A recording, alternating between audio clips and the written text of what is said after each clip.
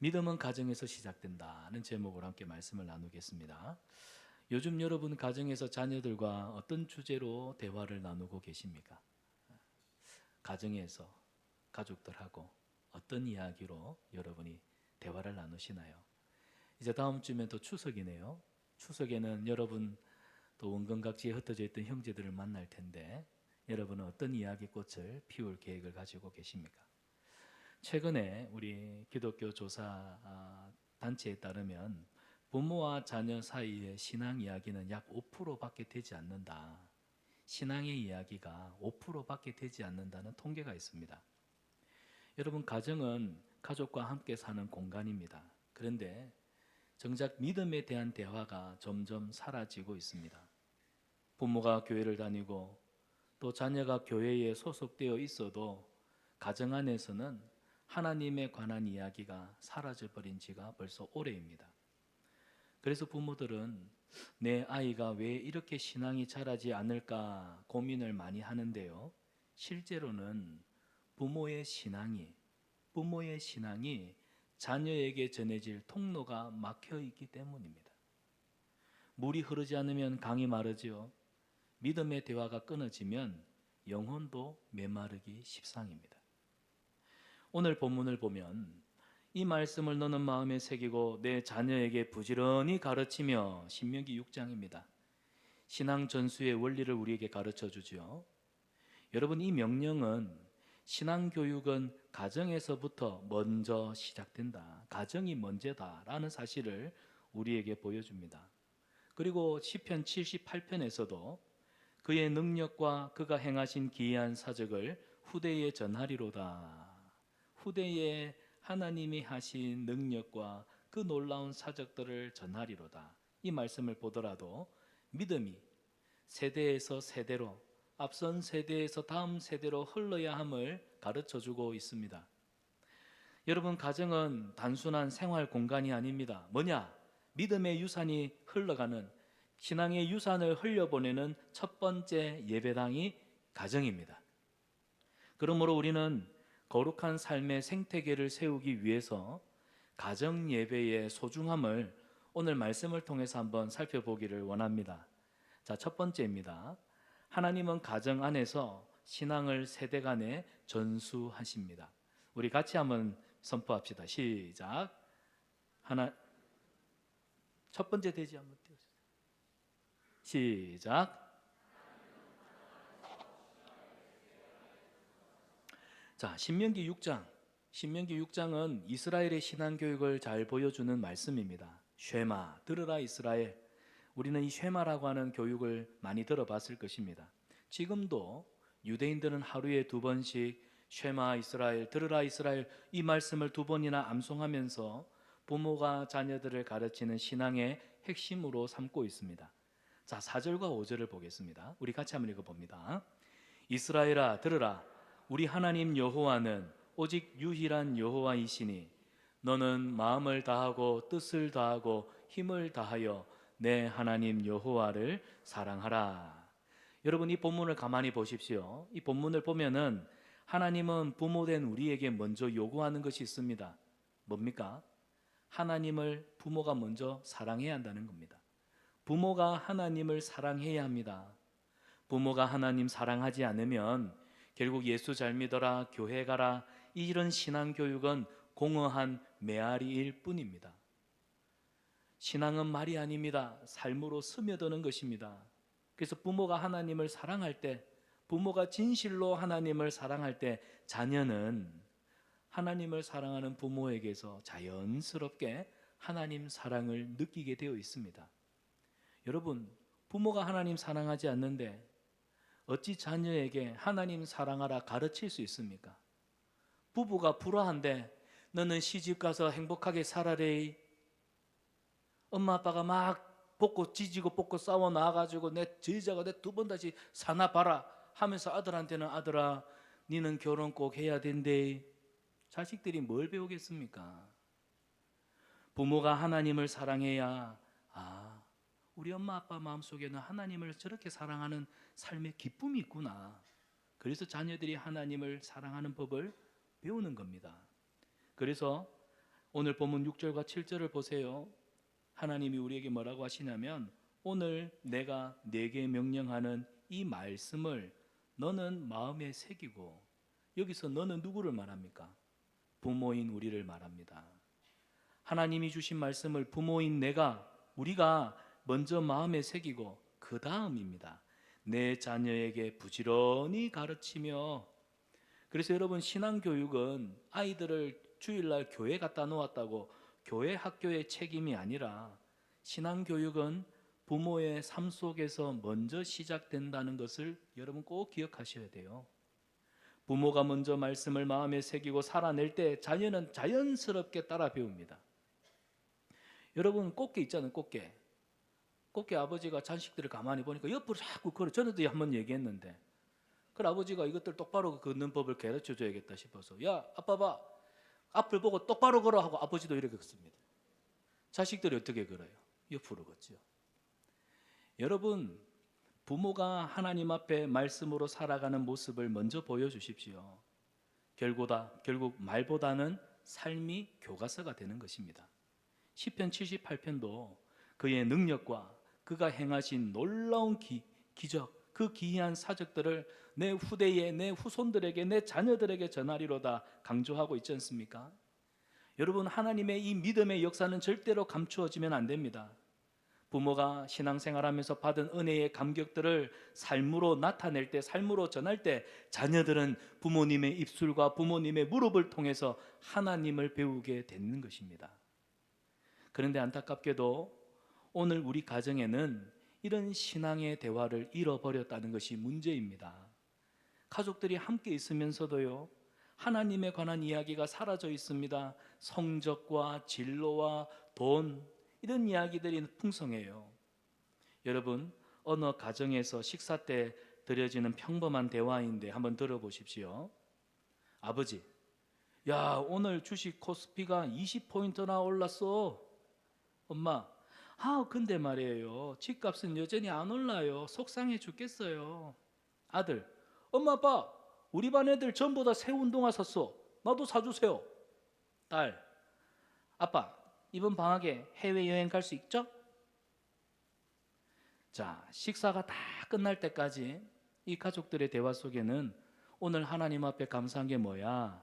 이런 말은 단 한마디도 나오지 않았습니다. 그냥 웃고 떠드는 대화는 풍성했어요. 대화는 풍성한데 영혼은 굶주려 있습니다. 이게 오늘 우리의 모습입니다. 여러분, 교회는요, 여러분의 자녀들 일주일에 한두 시간밖에 못 데리고 있습니다. 우리 선생님들이 기껏해야 여러분의 자녀들을 신앙으로 양육하는 시간은 1시간도 채 되지 않습니다. 그런데 평균적으로 부모는 자녀들과 함께 일주일에 167시간을 함께 한다고 합니다. 평균적으로. 결국 뭐예요? 자녀의 첫 번째 신앙 교사는 부모라는 겁니다. 아이들 교회 맡기면 신앙 교육은 교회가, 그리고 아이들의 나머지 교육은 학교에 갖다 마치면 왜 자꾸 교육을 위탁하십니까? 교육은 부모의 몫입니다. 결국 부모가 그 자리를 비우면 그 빈자리는 세상이 대신 차지하는 법입니다. 오늘날 많은 청년들이 교회를 떠납니다. 모태신앙의 가정에서 태어난 자녀들도 교회를 떠나갑니다. 이유가 뭔지 물었더니 하나입니다. 어른 세대의 위선 때문에. 아주 뼈아픈 지적이에요. 아이들 예민합니다. 부모의 말과 삶이 다르면 아이들은 금세 간파해요. 부모님이 교회에서는 참 경건한 척 하는데 집에 오면 달라요. 늘 사는 문제 때문에 걱정하고 염려하고 고민하고. 아이들은 그런 부모님의 모습을 보면서 우리 하나님은 죽었구나. 우리 하나님은 우리 집을 사랑하지 않는구나. 그러니 우리 엄마 아빠가 저렇게 걱정하고 저렇게 싸우고 저렇게 세상 일에 매여 살아가지. 아이들은 신앙 자체에 환멸을 느끼는 겁니다. 그런데 여러분, 사실 우리 부모, 우리 스스로도 연약한 걸 알지 않습니까? 부모도 연약합니다. 그러나 부모가 하나님 앞에 진실하게 진솔하게 믿음으로 하나님 의지하며 살아가는 삶의 모습을 보이면요, 아이들은 그걸 봅니다. 살아있는 복음을 부모의 삶을 통해서 본단 말입니다. 여러분 신명기 32장 7절을 보세요. 옛날을 기억하라. 역대의 연대를 생각하라. 내 아버지에게 물으라. 그가 내게 설명할 것이요 내 어른들에게 물어라. 그들이 네게 말하리로다. 여러분, 우리에게는 어른이 필요합니다. 가정에는 영적인 부모님, 교회에는 영적인 어른들이 있어야 합니다. 왜냐하면 다음 세대가 하나님이 누구신지, 은혜가 무엇인지, 구원이 무엇이며 앞으로 우리의 인생의 결말은 어떻게 끝날 것인지 물을 어른이 필요합니다. 그런데 문제는요, 우리 다음 세대가 하나님에 대해서 묻고 싶은데 물을 만한 삶을 살아야죠. 우리 부모들이, 우리 믿음의 어른들이 하나님 앞에서 적어도 자녀가 신앙에 대해서 물으려고 한다면은 물을 만한 삶을 살아야 되는데, 그렇게 살지 못하면 우리 자녀들이 어찌 물을 수 있단 말입니까? 그래서 입술이 아니라 삶으로 증명이 될 때 자녀는 부모에게 다가와서 하나님에 대해 자연스럽게 물을 것입니다. 믿음을 이어가게 될 것입니다. 성경을 보십시오. 다니엘, 바벨론 포로로 잡혀갔습니다. 그러나 다니엘은 자기 목숨을 걸고 하루에 3번 예루살렘을 향한 창문을 열고 기도하는 습관을 지켰습니다. 하루아침에 생긴 것일까요? 아니죠. 어린 시절 부모에게서부터 그 경건 생활은 훈련되었기 때문에 습관으로 체득이 된 것입니다. 보아스, 룻기에 나오는 보아스를 보십시오. 그는 레위기에 나오는 말씀 율법을 따라서 나중에 가나안 이방 여인 룻을 가장 긍휼히 품었던 사람입니다. 보아스가 성품이 좋아서 단순히 성품의 문제로 치부할 것이 아닙니다. 보아스는 가정에서부터 신앙교육을 잘 받았던 그 열매가 룻기서에 아름답게 나타나는 거예요. 디모데는 어떻습니까? 어머니 유니게와 외조모 로이스로부터 믿음을 물려받았습니다. 그 믿음이 얼마나 아름다웠는지 바울이 디모데를 향해 디모데야, 네 속에는 거짓이 없는 진실한 믿음이 있구나. 바울이 디모데를 보면서 그렇게 칭찬하잖아요. 어려서부터 부모에게 물려받은 신앙의 유산이었습니다. 에스더는 어떻습니까? 삼촌 모르드게에서 하나님의 여호와 신앙을 가르침을 받았습니다. 나중에는 자기 민족을 살리기 위해 자기 목숨을 초계와 같이 내어 던지죠. 여러분, 이 모든 것들이 다 가정에서 부모의 신앙 교육을 통해 맺어진 열매입니다. 그런데요, 오늘 우리 가정은 어떻습니까? 저와 여러분, 우리 가정은 어떻습니까? 부모님이, 엄마 아빠가 하나님을 먼저 사랑하는 모습을 보여주고 있습니까? 기억하세요. 자녀들은 부모의 등 뒤에서 신앙을 배웁니다. 자녀들은 부모님의 등 뒤에서 신앙생활을 배웁니다. 왜 우리가 자녀들을 시집 장가 보낼 때 그 집안이 어떤 집안인지 보려고 합니까? 남을 비난하고 뒤에서 욕하고 교회 욕하고, 그런 집안에서 자란 아이들은 나중에 크면요, 부모님 했던 대로 교회를 비난하고 성도들 욕하고 늘 삶을 무심코 꼬아가지고 문제를 늘 꼬아서 보는 부정적인 인생. 작은 일에도 감사하고 기뻐하고 긍정적으로 말하는 부모 밑에서는요, 아이들도요, 삶이 힘든데도 매사 입에서 나오는 말들이 긍정적이에요. 긍정적이에요. 부모가 문제를 만날 때 하나님 앞에 무릎 꿇는 모습을 보여주십시오. 그것은 우리 자녀들의 가슴속에 평생 지워지지 않은 신앙의 흔적이 될 줄 믿습니다. 마땅히 행할 바를 아이에게 가르치라. 그리하면 아이가 늙어서도 떠나지 아니할 것이다. 여러분, 우리가 말로 가르치는 신앙은 아무 소용이 없어요. 그냥 말씀 붙들고 힘들고 괴롭고 눈물 날 때 여러분 하나님 앞에 주여 부르짖고 무릎 꿇는 그 기도가 여러분의 아이들이 평생 세상 길로 엇나가지 않도록 막아주는 방패가 되고 믿음의 울타리가 될 줄 믿습니다. 그래서 그런 말이 있어요. 부모의 가슴에, 부모의 마음에 불이 붙어야 자녀의 마음에도 불이 붙는다. 오늘 여러분의 가슴 속에 여호와 신앙에 대한 불이 붙어 있습니까? 구원의 감격에 대한 기쁨이 있습니까? 그런 감격으로 하나님 앞에 나와 예배드리는 기쁨이 있습니까? 내가 불이 붙지 않는데 어찌 내 자녀들이 불이 붙을 수 있단 말입니까? 사랑하는 여러분, 부모는요, 자녀에게 무언가를 남기는 사람입니다. 자식들한테 돈을 남기는 부모가 아니고요, 자녀들에게 신앙의 유산을 남기는 부모가 되십시오. 여러분, 얼마 전에 어떤 이야기를 들어보니까 그 자식들이 부모의 재산 문제 때문에 주로 다투는 그 재산의 수준이 어느 수준이냐니까, 부모가 한 30억 정도를 가지고 있으면 자녀들이 이 재산 문제 때문에 많이 싸운대요. 여러분 30억 이상 안 되시죠? 안심하면 되겠습니다. 주로 부모가 갖고 있는 이 부동산이나 이 모든 현금 자산이 한 30억이 넘으면 자녀들이 그래 싸운답니다. 그리고 부모가 야 너가 싸우는 것 때문에 안 되겠다, 부모가 내 사회에 환원하겠다 함부로 기부하는 것도 문제가 된다고 해요. 왜 우리 자식들하고 상의 안 하고 앉자고. 돈 많은 것도 보니까 피곤하네요. 여러분, 부모는 자식에게 물질을 남겨주는 사람이 아닙니다. 아이들에게 신앙의 유산을 물려주는 사람입니다. 그래서 하나님이 우리에게 우리 인생의 말미에 반드시 물으실 거예요. 너는 네 자녀에게 무엇을 남기고 왔느냐? 너는 네 자녀에게 무엇을 남기고 왔느냐? 여러분, 신앙은 교회에서 전수되는 게 아닙니다. 신앙은 부모의 헌신과 노력이 필요합니다. 그러므로 가정예배는요, 선택이 아니에요. 사명입니다.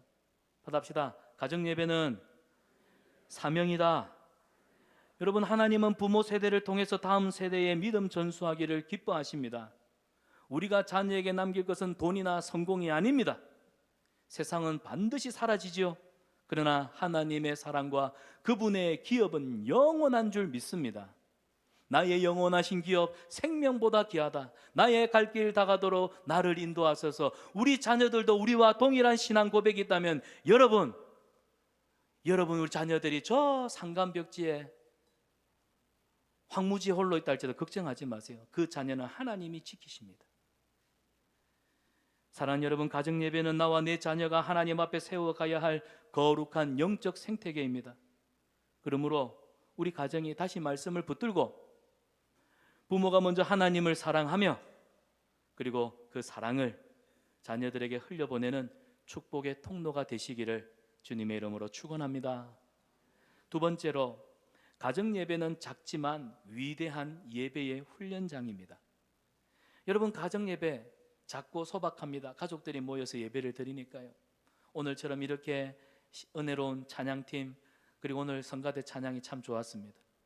감동적인 찬양, 대표 기도, 이런 예식은 없습니다. 작고 소박합니다.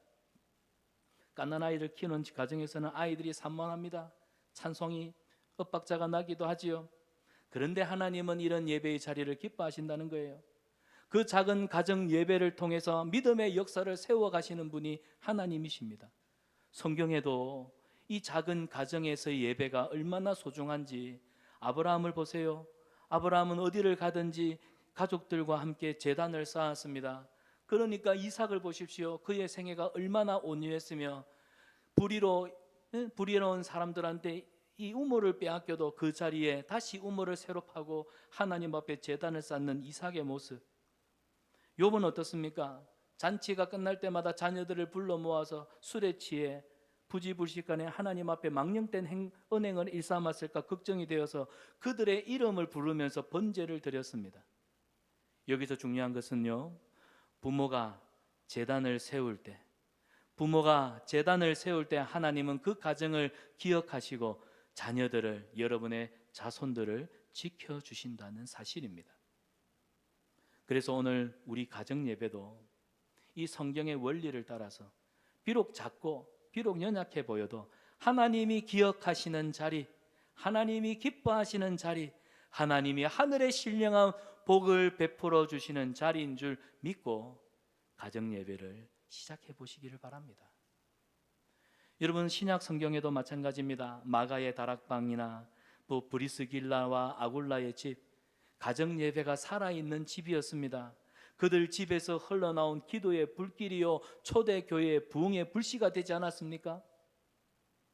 우리 교회사 속에서도, 교회 역사 속에서도 종교개혁 시기에 가정들은 늘 말씀과 찬양으로 집을 채웠습니다. 자, 이 사진 한번 보여주십시오. 한국 초기 교회도 마찬가지입니다. 초가집, 그 조그마한 좁디 좁은 교회 공간에 성도들이 모여서 말씀을 읽고 함께 찬양하고 무릎 꿇고 기도했던 이 기억이 한국 교회의 부흥을 이끈 줄 믿습니다. 여러분은 어쩌면 이 반세기도 지나지 않는 동안에 한국 사회가 이렇게 부흥하고 한국 교회가 세계 굴지의 교회가 될 수 있었던 이유도 이름 없는 내 부모님들이 그 가정에서부터 작은 재난을 무너뜨리지 않고 쌓아왔기 때문 아닐까요? 그들이 하나님 앞에 신실한 믿음을 지켰기 때문 아닐까요? 사랑하는 성산남빛교회 성도 여러분, 가정 예배는요, 우리 자녀들에게 믿음의 본이 되고 믿음을 훈련시키는 장입니다. 우리 자녀들의 믿음을 훈련시키는 운동장과 같아요. 운동선수가 매일 기본기를 반복하듯이 우리 자녀들은 가정에서 가정 예배를 통해서 예배의 기본을 배웁니다. 말씀을 읽지요, 기도하지요, 함께 찬양하지요. 이런 순서, 이런 시간들이 신앙이 머리에 머무는 시간이 아니라 몸에 새겨지는 예배하는 거룩한 습관이 쌓입니다. 저는 어릴 때 우리 아버지가 황무지가 장미꽃같이 주여, 저 똑같이 따라할 수 있습니다. 그 찬양을 어찌 그리 좋아하시던지요. 피는 것을 볼 때에 아버지. 우리 아버지 그렇게 했단 말입니다. 그럼 옆에서 막 어깨춤을 들썩들썩 피면서, 그리고 아버지가 어느 날은 예배 기도 순서 맡겨주면 나도 아버지처럼 기도해 볼 거라고 종이에 써가지고 전능하사 천지를 만드시고 생사복을 주관하심, 어른들처럼 기도해 보려고 흉내도 내보고. 그런데 그게 내 몸에 새겨진, 내가 하나님을 예배하는 거룩한 습관이 내 부모님한테서 새겨지더라는 겁니다. 이런 작은 반복 속에서 자녀들은 예배가 삶의 일부분이라는 것을, 예배가 내 삶의 전부인 것을 배운다는 거예요. 그래서 예배는 우리 자녀들의 믿음을 훈련하는 좋은 장소가 됩니다. 또 하나, 예배는요, 가정 예배는 부모에게도 부모의 믿음을 훈련하는 장소입니다. 아버지는 믿음의 대제사장 아닙니까? 가족들과 함께 말씀을 나누고 또 자녀들 머리 위에 손을 얹고 축복 기도해 줄 수 있습니다. 어머니는요, 목자입니다. 목자. 얘들아 예배하자, 아이들을 이끌며 목자의 마음으로 아이들과 함께 예배를 섬깁니다. 부모가 자녀들과 함께 말씀을 나누다 보면요, 여러분 그런 경우 있지 않습니까? 말씀을 나누다 보면 어느 날은 내 자신의 부족함이 보여가지고 말씀을 나누다가 순종하지 못한 삶이 떠오르고 부끄러움이 막 밀려와갖고 막 눈물이 울컥 나요. 내가 말씀을 나누는 중에 눈물이 나요. 그런데요, 그 눈물을 누가 보냐면 우리 자녀들이 본다는 겁니다. 부모가 하나님 말씀 앞에 은혜 받고 회개하고 눈물을 흘리는 그 모습을 보면서 아이들은 살아있는 여호와 하나님의 신앙을 배우게 되는 거예요. 그 구원의 기쁨과 감격이 무엇인지를 아이들은 부모님의 눈물을 통해서 배우는 겁니다. 교회 안 가나? 성경책 들고 가라. 헌금 챙겨놨는데 왜 안 들고 가노? 너무 소나. 그리하면 맨날 첫날 아이들은 예배가 뭡니까? 난 나중에 집 떠나면 교회도 끝이다. 여러분, 살아있는 신앙을 가정에서 배우게 해주십시오. 부모가 뭐 완벽해서입니까? 우리 부모도 부족합니다. 완벽해서가 아니라 부모가 회개하고 부모가 하나님 앞에 엎드리는 그 진솔한 고백과 그 믿음 속에서 자녀들의 마음이 변화가 되는 겁니다. 그런데 말입니다, 어떤 분들은 너무 바빠서 예배할 시간이 없대요. 너무 바빠서 뭐가 중요한지 모르는 것 같아요. 여러분, 중요한 것은 가정 예배 시간을 뭐 길게 가지는 게 아닙니다. 10분이라도 좋습니다. 5분이라도 좋습니다. 하나님 앞에 중심을 다해서 드릴 수 있다면 그 예배입니다.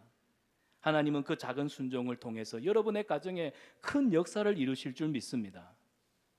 아이들과 눈을 마주하면서 말씀을 읽고 같이 손 붙들고 기도하는 그 시간, 이미 가정 예배예요.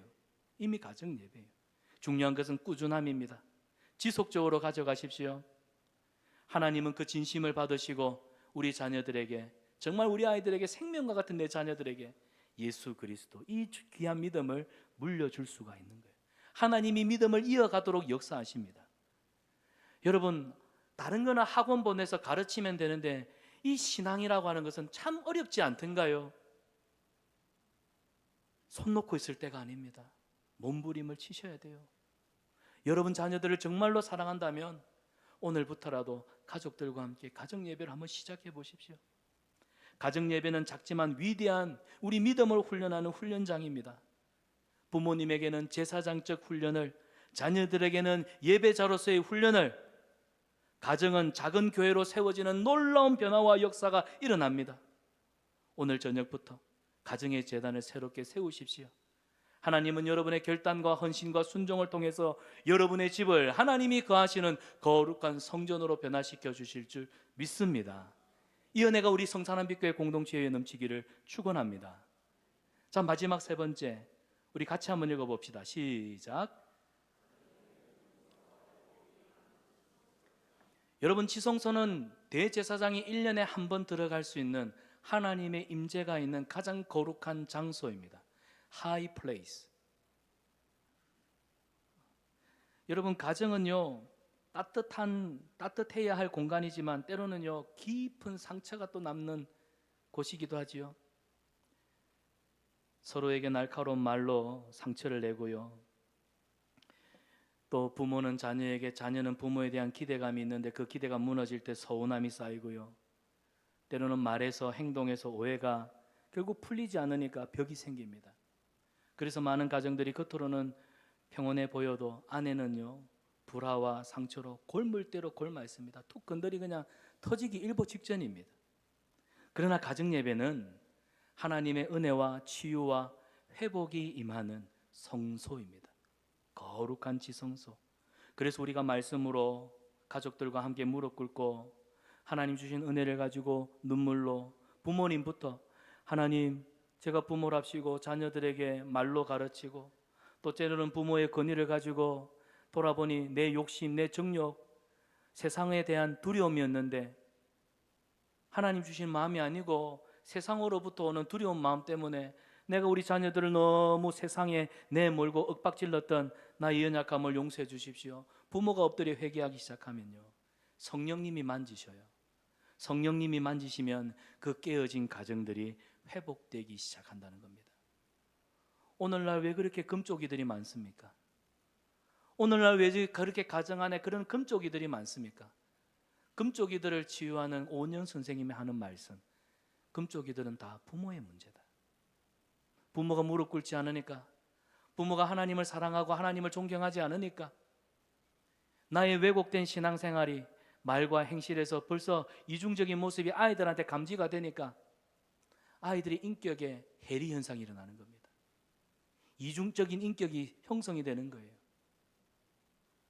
사랑하는 여러분, 우리가 하나님 앞에 눈물로 진실하게 무릎 꿇어야 됩니다. 가정의 예배를 회복하십시오. 그러면 성령님께서 여러분의 가정에 상처 있고 골문 모든 어려움의 문제들을 깨끗하게 치유하여 주실 줄 믿습니다.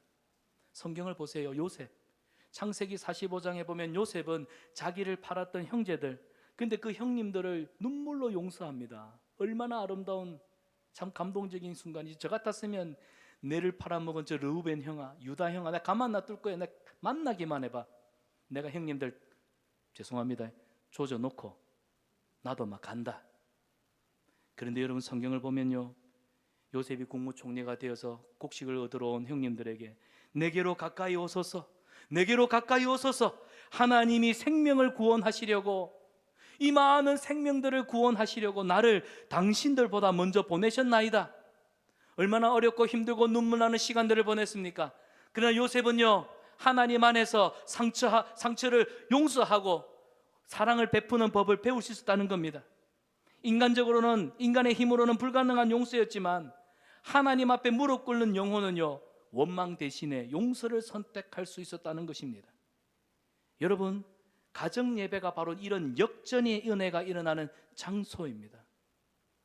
자녀들과 관계가 불편하십니까? 부부간의 관계가 불편하십니까? 그러면 오늘 나부터라도 가정 예배를 시작하십시오. 야, 뭐 좀 분위기가 뭐 이상한데 나가서 밥이나 먹자. 밥 먹고 나면 기분은 그 순간은 좋을 수 있습니다.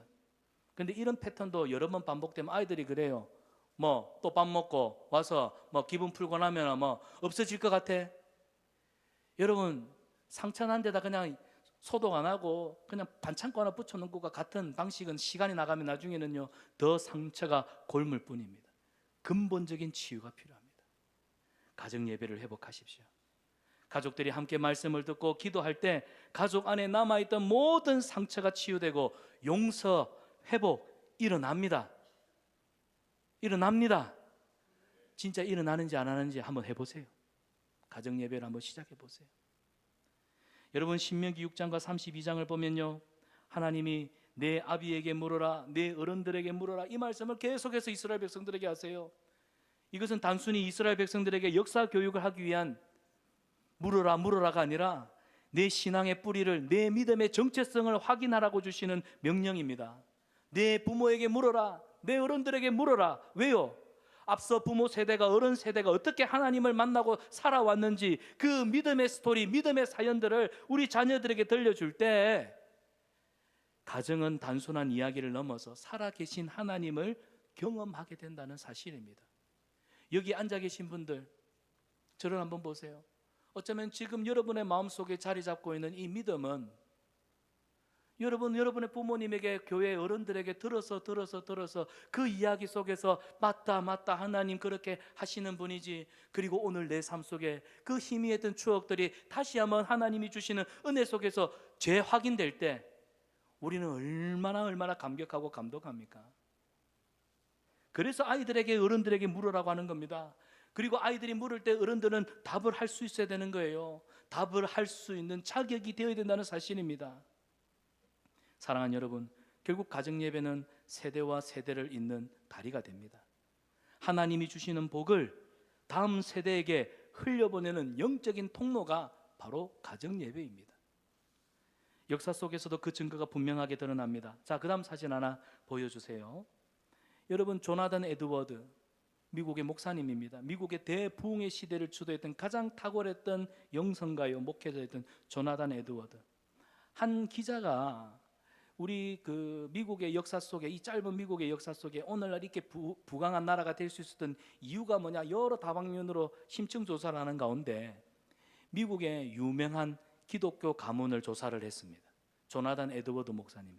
이 목사님의 가문을 조사해 보니까 이 조나단 에드워드 목사님의 후손들이 1390명, 그 중에 대학 총장이 13명, 대학 교수가 65명, 판사, 변호사가 39명, 100명, 의사가 56명, 목회자가 100명, 공직자가 80명. 세상에, 가정, 이 작은 가정에서 한 나라의 영적인, 문화적인 토대를, 영향을 끼치는 위대한 사람들이 태어났다는 사실입니다. 그런데 반대로 맥스 주크스, 이 사람은요, 한 시대를 그냥 방탕하게 살았던, 자기 정욕을 쫓았던 살았던 사람입니다. 이 사람의 삶, 그 사람의 후손들은 어찌 되었는가 살펴봤더니, 여러분, 하나님을 멀리하고 방탕한 삶을 살았던 그 결과 후손들은요, 범죄자, 알코올 중독자, 빈민으로 다 전락하고 말았습니다. 우연한 조사였지만 이 조사를 통해서 두 가문에서 가정 예배와 신앙 교육이 어떤 차이를 만들어내는지를 극명하게 보여준 실제 이야기입니다. 사랑하는 여러분, 말씀으로 세워진 가정은 시대를 넘어서 하나님의 통로가 됩니다. 아멘입니까? 그러나 신앙을 잃어버린 가정은 결국 파멸로 치닫습니다. 따라서 가정 예배는 그냥 예식이 아니에요. 가정 예배는 하나님을 깊이 만나는 거룩한 지성소입니다. 그 예배의 자리에서 하나님 임재하시고 우리 메마른 마음이 치유가 되고 깨어진 관계가 이어지는 가정 예배. 마귀는 물론 이 가정 예배의 시간을 무너뜨리려고 하겠죠. 그러나 우리는 포기하면 안 됩니다. 꾸준히 지속성을 가지고 이 예배를 끌고 가십시오. 온 가족이 다 못 모이면 부부끼리 먼저 하시세요. 부모님이 먼저 하세요. 그러다가 나중에 자녀들이 모이고, 부부간에도 안 되면 나부터 먼저 하세요. 남편이 싫다면 아내부터 먼저 하시고, 아내가 싫다면 남편부터 집에서 가정 예배를 먼저 시작해 보십시오. 그 하루하루가 나중에 쌓이면 부부가 기도하게 되고 온 가족이 모여서 하나님을 예배하는 회복의 역사가 일어날 줄 믿습니다. 그때 우리 자녀들의 신앙의 태도, 삶의 태도가 달라지고 부모의 영적 권위와 가정의 질서가 회복되는 거예요. 권위로 세워지지 않습니다. 위로부터 하나님이 은혜 주실 때 가정의 영적 질서와 부모의 권위가 세워진다는 사실입니다. 결국 가정은 하나님이 거하시는 지성소가 될 때 화목한 가정이 될 수가 있는 거예요. 세대를 살리는 거룩한 영적 생태계의 기초, 바로 가정에서부터입니다. 사랑하는 여러분, 말씀을 맺습니다. 앞에서도 믿음은 가정에서 시작된다고 말씀을 드렸습니다. 우리 부모의 마음에 불이 붙어야 우리 자녀의 심장에도 불이 붙습니다. 가정 예배가 세워질 때 저와 여러분, 우리의 가정은 하나님이 거하시는 지성소가 되고 치유의 장소가 됩니다. 뿐만 아니라 거룩한 신앙의 생태계, 이 기초가 나중에는 나라와 민족과 시대와 열방을 살리는 축복의 통로가 될 줄 믿습니다. 하나님은 오늘 우리에게 말씀합니다. 오늘부터라도 작은 순종으로 내 가정의 제단을 세우라. 너희의 가정의 제단을 세우라. 이 하나님의 부르심 앞에 순종하는 저와 여러분 되시기를 바랍니다. 우리 자녀들을 살리고 멀리는 나라와 민족을 살리는 우리 성산한빛교회 그리고 믿음의 가정들 되시기를 주님의 이름으로 축원합니다. 기도합시다. 사랑의 하나님, 우리의 가정이 작은 성전 되기를 원합니다. 부모의 마음에 주님을 사랑하는 마음이 먼저 불타오르게 하여 주시옵소서. 자녀들의 입술에 믿음의 고백이 흐르게 하여 주시고, 가정 예배를 통하여 주여 치유와 회복이 일어나는 역사를 경험케 하여 주시옵소서. 우리의 모든 가정들마다 하나님의 영광이 임하는 거룩한 지성소가 되게 하여 주시고, 우리 모두의 가정에 제단을 다시 세우기로 결단할 때 이 작은 순종을 통하여 세대와 민족과 시대를 살리는 놀라운 역사가 우리 가정 예배로부터 시작되게 하여 주시옵소서. 예수님의 이름으로 기도드리옵나이다. 아멘.